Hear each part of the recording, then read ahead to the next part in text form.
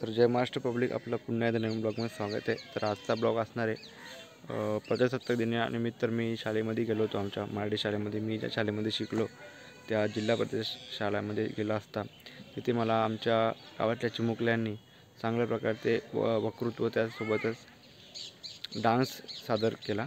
ते डान्स अतिशय उत्तम, अगदी कमी रिसोर्सेस असताना देखील म्हणजे त्यांच्याकडे पाहिजे तसा कॉस्ट्यूम नव्हता, त्याशिवाय त्यांनी चांगल्या पद्धतीचा डान्स सादर केला।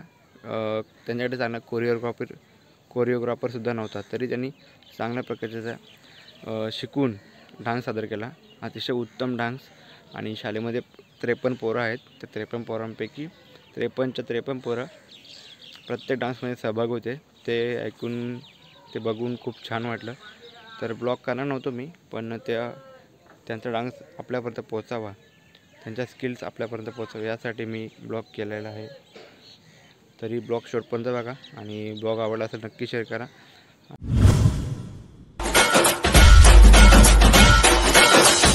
मार्केट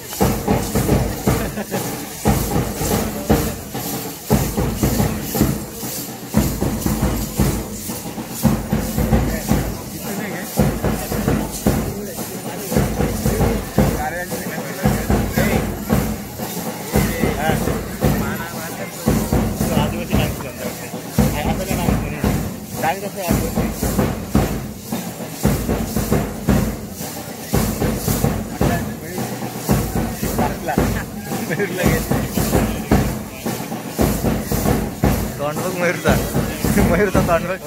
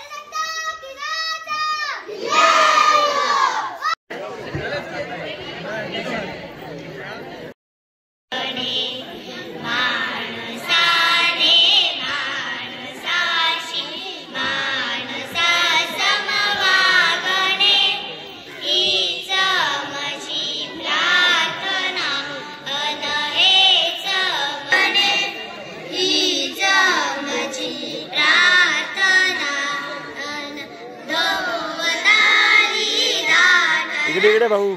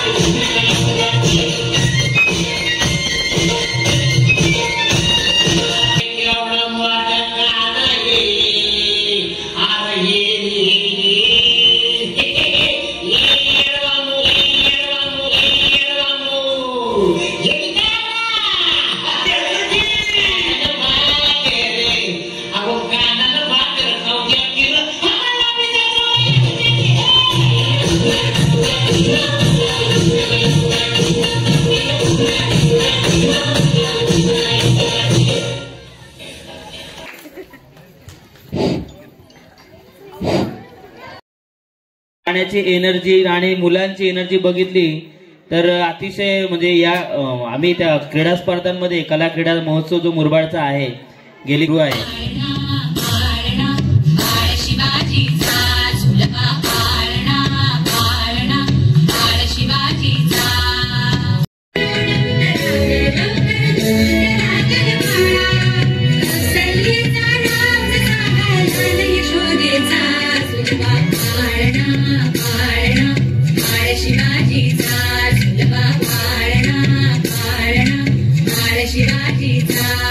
झाशीच्या राणीची गोष्ट सांगणार आहे, ज्या झाशीच्या राणीने इंग्रजांविरुद्ध स्वातंत्र्यासाठी लढा पुकारला.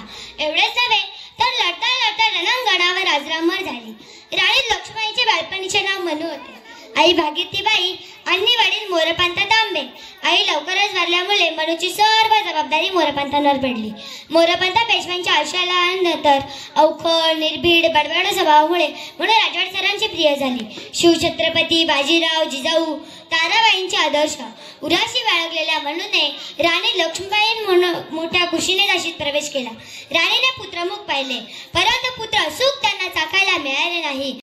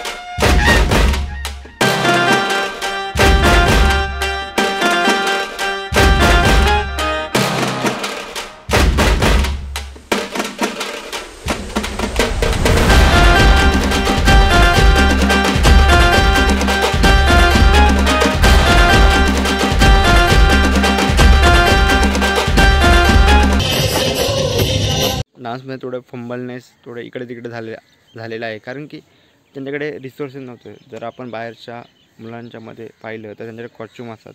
गावाकडच्या मुलांना कॉस्च्यूम नव्हते आणि घरी तयार केले होते, त्यामुळे ते पिन वगैरे ते ॲडजस्ट करताना नाचताना येत, त्यामुळे थोडं इकडे तिकडे झाले. पण अगदी खूप छान पद्धतीचा डान्स त्यांच्यामार्फत त्यांनी सादर केला आणि अगदी आमच्या मराठी शाळेतील शिक्षकांनासुद्धा मी धन्यवाद देईल की त्यांनी असा चांगला डान्स सादर केला. आणि अशा प्रकारे आपला प्रजासत्ताक दिनाचा ब्लॉग ते समाप्त होते. ब्लॉग तुम्हाला नक्की आवडला, लाईक शेअर सबस्क्राईब करा. याच्यानंतर मी आमच्या गावामध्ये क्रिकेट सामने होते तिथे गेलो. नंतर साईडच्या गावामध्ये कबड्डीचे सामने होते तिकडे गेलो. मोबाईलचा इश्यू असला कारण तिथला ब्लॉग शूट करू शकलो नाही, तरी माफी असावी. पण येणाऱ्या काळात आपले पटापट ब्लॉग येतील अशाच प्रकारे मी कन्सिस्टंट राहण्याचा प्रयत्न करेल. तरी आपण लाईक, शेअर आणि कमेंट करा आणि ब्लॉगमध्ये कुठला पार्ट आवडला ते टाईम स्पॅन टाकून नक्की सांगा. आणि थँक्यू फॉर वॉचिंग. मिळते नेक्स्ट ब्लॉग में.